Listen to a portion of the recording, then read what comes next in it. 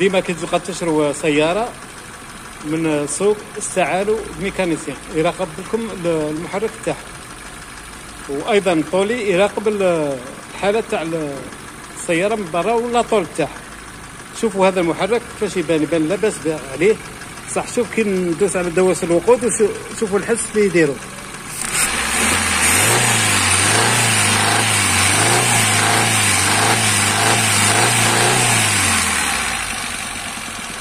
هذه راهي بلا شك الاربع كام تاعو تالفه.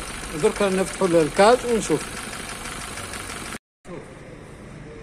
شوفوا بعد ما فتحت الغطاء تاع الكاز كولبيتر، شوفوا واش لقينا.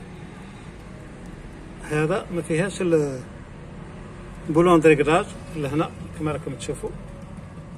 شوفوا وين لقينا البولون تاعها طايح، ان شاء الله يبان. ها وراه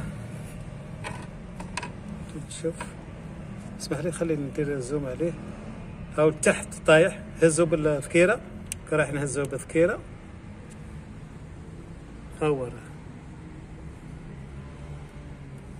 شوفوا واش صار له. هذه اول حاجه اللي لقيناها، لكن المشكل ما يبقاش لهنايا. من درك عدوا الاربع كام تالفه والمكان تاعها تالف. دركا نزيدو نديرو مراقبه ونشوف.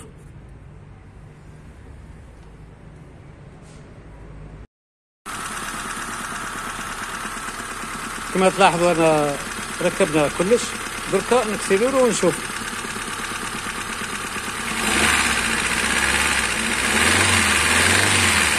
هذاك الحس تاع بيلا شويه نقص،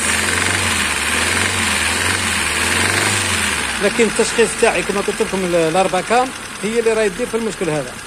والدواء هذاك اللي كان تالف ركبنا له البولون تاعو ان شاء الله ما عادش يدير مشكل. هذه هي.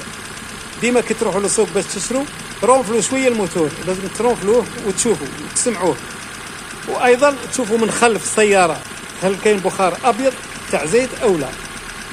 هذه هي. في الاخير نقول لكم ما تنساوش تشتركوا بقناتي على اليوتيوب حميد ميكانيك. سلام.